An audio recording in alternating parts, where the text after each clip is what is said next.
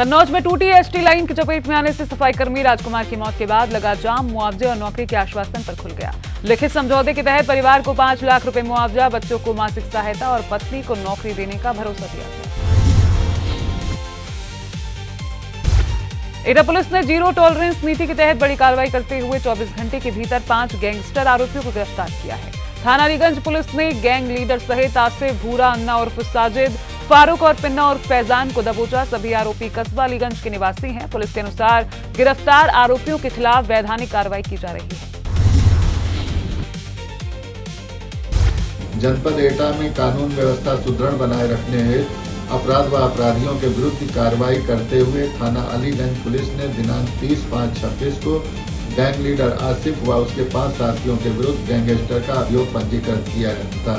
उक्त अभियोग में कार्रवाई करते हुए बीती रात गैंग लीडर आसिफ व उसके साथी फारूक, भूरा व अन्ना उर्फ साजिद व पिन्ना सर निवासी कस्बा व थाना अलीगंज जनपद एटा को गिरफ्तार किया है। गिरफ्तारी के बाद इन अभियुक्तों के विरुद्ध अग्रिम विधिक कार्रवाई की जा रही है। हाथरस के सासनी क्षेत्र में लापता सुभाष का शव गलत पहचान के चलते मुस्लिम रीति रिवाज से दफना दिया गया था। 25 दिन बाद परिजनों की पहचान और प्रशासन की विशेष अनुमति के बाद कब्र से शव निकाला गया। इसके बाद पैतृक गांव में हिंदू रीति रिवाज से अंतिम संस्कार किया गया। सुभाष की मौत के कारणों का अब भी खुलासा नहीं हो सका है। ये हम लोगों ने एफिडेविट दिए थे, पुलिस वालों ने मांगे थे कि ये आपकी बॉडी है तो आपको एफिडेविट लगाने होंगे और डीएनए के लिए टेस्टिंग के लिए जांच भी गई है। अब ये पता नहीं टेस्टिंग डीएनए की आई है नहीं आई ये रिपोर्ट। बॉडी कैसे मिल रही है आपको? बॉडी वो एफिडेविट जो लगाई थी दोनों पक्षों? हाँ, दोनों पक्षों से। हाथरस पुलिस ने घर से लापता हुई 3 युवतियों को महज 6 घंटे के भीतर दिल्ली के द्वारका नजफगढ़ स्थित एक होटल से सकुशल बरामद कर लिया है। कार्रवाई के दौरान होटल से 5 युवकों को भी हिरासत में लेकर पूछताछ की जा रही है। गिरफ्तारियों की बरामदगी में शामिल पुलिस टीमों को एसपी चिरंजीव नाथ सिन्हा ने 25,000 रुपए का पुरस्कार देकर सम्मानित किया। दिनांक 30/5/2026 को जनपद हाथरस के थाना कोतवाली से 3 युवतियां जो क्रमशः 19-20 वर्ष की थी, ये तीनों अचानक घर से गुमशुदा हो गई। इनमें से 2 जो युवतियां थीं वो एक कॉल सेंटर है वहाँ पे एस्ट्रोलॉजी का, वहाँ पे उसमें उनका जॉब था, वहाँ जाती थी। लेकिन पिछले 11 मई से वो नहीं जा रही थी। इस बात की भनक इनके परिवारीजनों को भी नहीं थी। तो दिनांक 30/5/2026 को घर से इन्होंने कुछ पैसे निकलवाए और फिर वहाँ से ये गुमशुदा हो गए। रात को करीबन 9 बजे के आसपास PRV के माध्यम से UP 112 के माध्यम से सूचना प्राप्त हुई। तुरंत सुसंगत धाराओं में अभियोग पंजीकृत किया गया और 6 टीमों का गठन किया गया। तत्पश्चात ये पूरी टीमें इसके जिनमें की इलेक्ट्रॉनिक इनपुट के साथ इस टीमों को एक्टिवेट किया गया और मात्र 6 घंटों के अंदर में कंटिन्यू ऑपरेशन को एक्टिवेट रखा गया। तीनों युवतियां सकुशल द्वारका नजफगढ़ के पास एक होटल से बरामद हो गई हैं और इनके साथ 5 अभियुक्त भी गिरफ्तार किए गए हैं। इनसे विस्तृत पूछताछ जारी है। इटावा के केशवपुर कला गांव में तेज आंधी और बारिश के दौरान 8 फीट ऊंची दीवार गिरने से आंगनवाड़ी कार्यकर्त्री विद्यावती की मौत हो गई, जबकि उनके पति कैलाश गंभीर रूप से घायल हो गए। मलबे में कई जानवरों की भी मौत हुई। एसडीएम सदर विक्रम राघव और तहसीलदार राजकुमार ने अस्पताल में परिजनों से मुलाकात कर हर संभव मदद का आश्वासन दिया। मेरे ये घटना का सर, ये दीवार कम से कम 8 फीट 50 फुट लंबी थी और 8 फुट ऊंची करीब थी और ये आंधी में गिर गई। नीचे मेरे ताऊ और मेरी ताई थी, ये तो ताई की तो एक्सपायर हो गई हैं, ताऊ के भी चोट है, अभी आ रही हैं इस समय। और छिड़िया भी, बकरे भी, वो भी दबे थे। लेकिन कहने में जब बारिश इतनी बड़ी हो रही थी और ओले भी बड़े बड़े पड़ रहे थे तो इतनी जल्दी कोई निकल नहीं पाया। जब भी चिल्लाने पड़ोसी और तब सारे लोग आएंगे तब निकाला, तब तक तो टाइम हो चुका था, वो खत्म हो गई। इटावा आने से पहले खत्म हो गई। देखिए, लगभग 7 बजे के आसपास की घटना है। केशवपुर कला जो है गांव है, थाना इकदल क्षेत्र के अंतर्गत। उसमें एक ऐसी सूचना प्राप्त हुई, एक महिला विद्यावती जिनकी उम्र 59 वर्ष है, दीवार गिरने के कारण उनकी जो है मृत्यु हो गई। जो पार्थिव शव है वो अभी डिस्ट्रिक्ट हॉस्पिटल लाया गया है। जो आगे कार्रवाई है, पोस्टमार्टम की कार्रवाई है, वो अभी करी जा रही है। इसके अलावा जो उनके हस्बैंड हैं मतलब घायल हो गए हैं, वैसी गंभीर स्थिति नहीं है, सही अवस्था में है, उनका इलाज जो है करवाया जा रहा है। और जो भी शासन के अनुसार जो भी सहायता होती है, आर्थिक सहायता जो भी रहती है, वो तत्काल प्रभाव से जो है जो नियम है उसके अंतर्गत मुहैया कराई जाएगी और इसके तहत जो भी प्रशासन की तरफ से सहायता होती है वो प्रदान की जाएगी। बरेली के प्रेमनगर थाना क्षेत्र में वकील ब्रजेश मिश्रा पर चाकू से जानलेवा हमला करने वाला आरोपी बिलाल घोसी पुलिस मुठभेड़ में घायल हो गया। हमले में वकील के साथ उनके मामा और मामी भी घायल हुए थे। पुलिस ने मुखबिर की सूचना पर आरोपी को घेरने की कोशिश की, जिस दौरान उसने तमंचे से फायरिंग कर दी। जवाबी कार्रवाई में बिलाल के दोनों पैरों में गोली लगी। उसके पास से अवैध तमंचा और कारतूस बरामद हुए हैं। पुलिस के अनुसार आरोपी पर पहले से कई आपराधिक मुकदमे दर्ज हैं। थाना प्रेमनगर पर एक व्यक्ति द्वारा यह तहरीर उपलब्ध कराई गई कि उनके तथा उनके परिजनों के साथ एक बिलाल घोसी नामक युवक द्वारा मारपीट की गई तथा जान से मारने की नीयत से चाकुओं से वार किया गया, जिसमें वह घायल हो गए।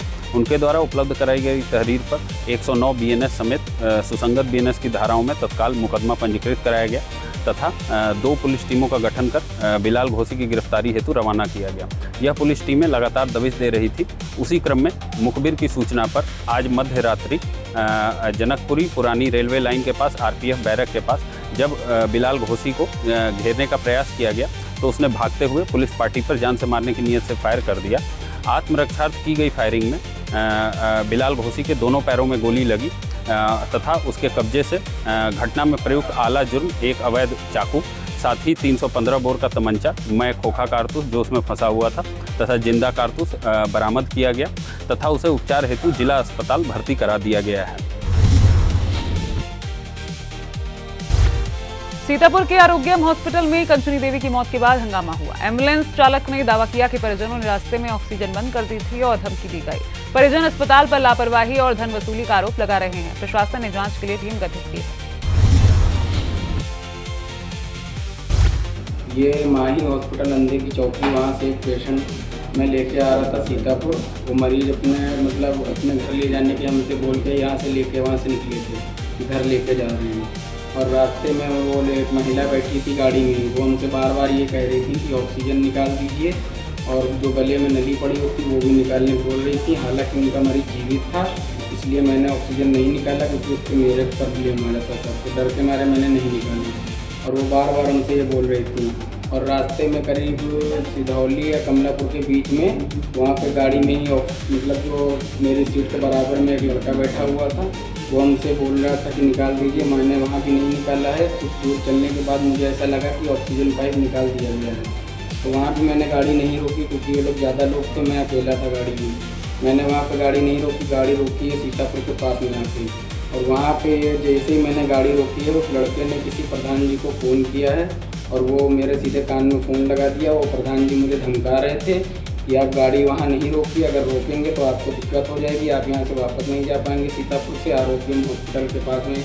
और उनसे कुछ रास्ते में किसी से बात कर रहे थे कि वहाँ पैसा वैसा आरोग्यम हॉस्पिटल वालों से लेना है मुझे। और किसी आदमी से बात कर रहे थे कि आप मुझे 5000 रुपये दिलवा दीजिए तो आपका ये काम करवा देंगे। और वहाँ से मुझे धमकाया फिर, तो मैंने डर के मारे वहाँ आरोग्यम हॉस्पिटल इनका जो पेशेंट था वो पहुँचाया, लेकिन हालांकि वो रास्ते में ही डेथ हो चुकी थी उनकी ऑक्सीजन निकालने की वजह से।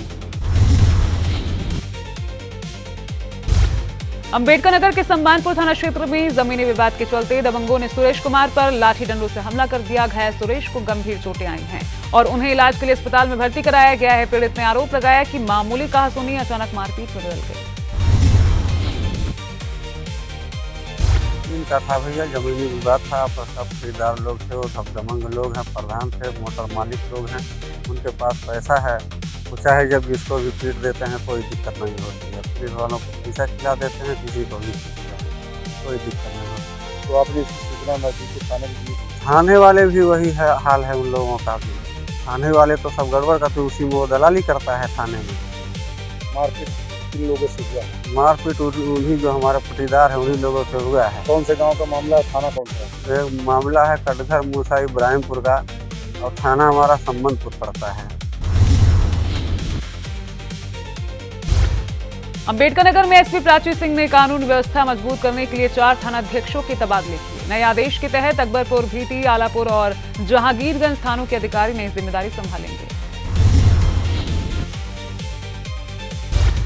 एटा के थाना जसरतपुर क्षेत्र के गांव दहलियापुर में मॉर्निंग वॉक पर निकली महिला को गोली मार दी गई। महिला ने आरोप लगाया कि गांव सचिवालय के पास 8 से 10 लोगों ने उसे घेरकर हमला किया, जिसमें नदराला के बल्लू प्रधान और गुलबहार नाम के 2 लोगों की पहचान की गई है। घायल महिला को सीएससी अलीगंज में भर्ती कराया गया है, जहां से हालत गंभीर होने पर हायर सेंटर रेफर किया गया है।